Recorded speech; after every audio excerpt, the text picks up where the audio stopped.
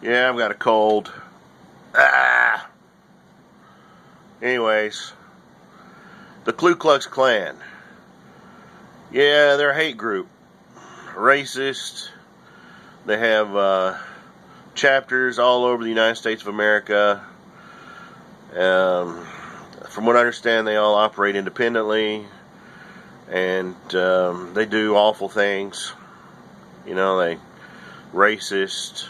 Of course, they consider themselves to be Christian conservatives. But anyways, my point is, it's a bad group, and they do bad things. That being said, they do have fundraisers. Collect toys for needy kids around the holidays.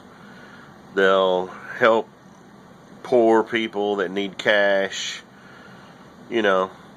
So they do these nice things, but then they also do these horrible things. And usually when something bad happens and one of their members gets arrested, pointed out in the news, the other charters will be like, well, that was a rogue event. They didn't have anything to do with us. It's not the way we run our chapter. We wouldn't support what he did or what that chapter did. They all run for cover, basically. And but then whenever there's a big march needed in Washington, D.C., or they have some big issues, then they all get together. And they'll come from all corners to show their solidarity, to show their support in numbers. So, when the shit hits the fan, they all run for cover and say, well, that's not me, that's not what we do. But then when it's time to prove a point or show some kind of power, then they're all hand in hand in their white hoods marching. Also, the Hells Angels, it's very similar in that they have charters all over the country, all over the world. Sometimes they're in the news, people get arrested, they get in trouble, and then the other charters go, hey, that's not what we do, that's not our thing, we don't support that activity. They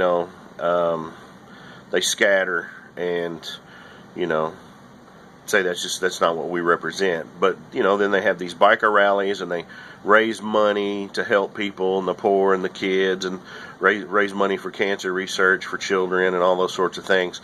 They all get together and have these big biker rallies and, show support for each other. And I believe the U.S. Department of Justice considers the Hells Angels to be some sort of kind of like a mafia organization. But anyways, they do good things for the community and for people, but then they also have these bad things that are associated with their group and with the Hells Angels. Okay, so I'm getting to a point here. Now, all you Christians out there, I'm going to throw some names at you, some groups. Westboro Baptist Church, Jim Jones, let's say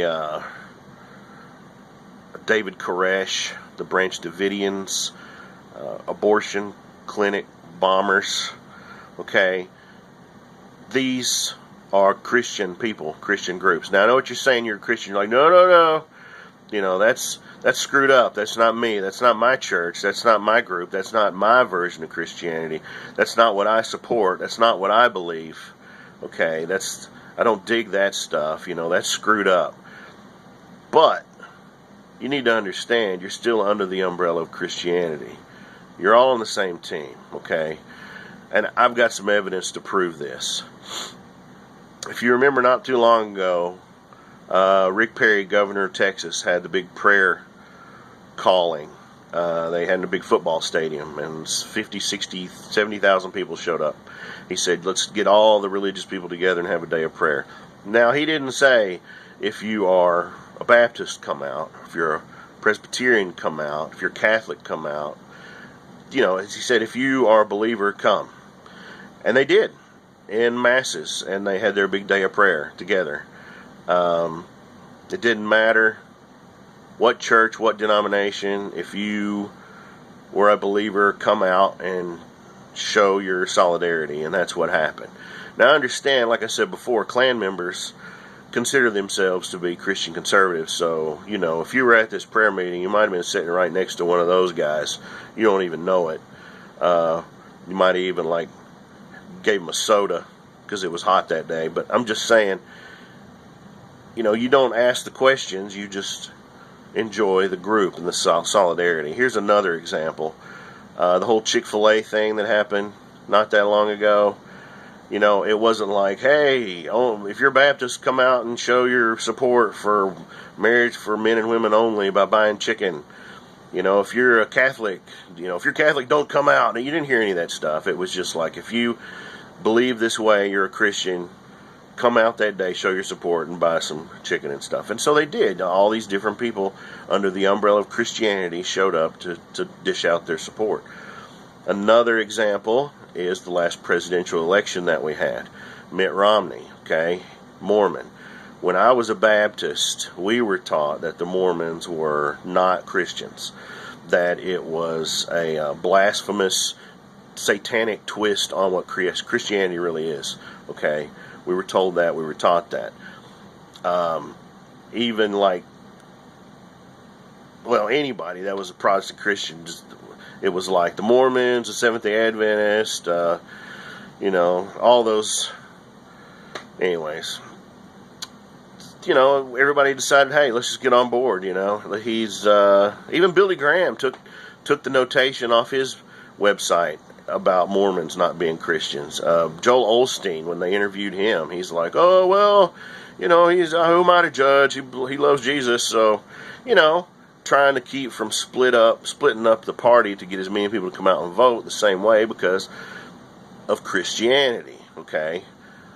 So when it comes down to it, in numbers, Christians are a group, okay? Now, I just ask you, if you're a Christian, do you want to be part of that team with the Westboro Baptist people, with Jim Jones, with the abortion clinic bombers? You are on that team, you know, whether you want to accept it or not. Do you want to be part of that? I mean, think of this. The Hells Angels, all over the world, they wear the same jacket. The Klan members, no matter what division they're in or where in the country they're at, they all wear the same white hoods. And you Christians, no matter what church you go to, you carry the same cross. What do you think?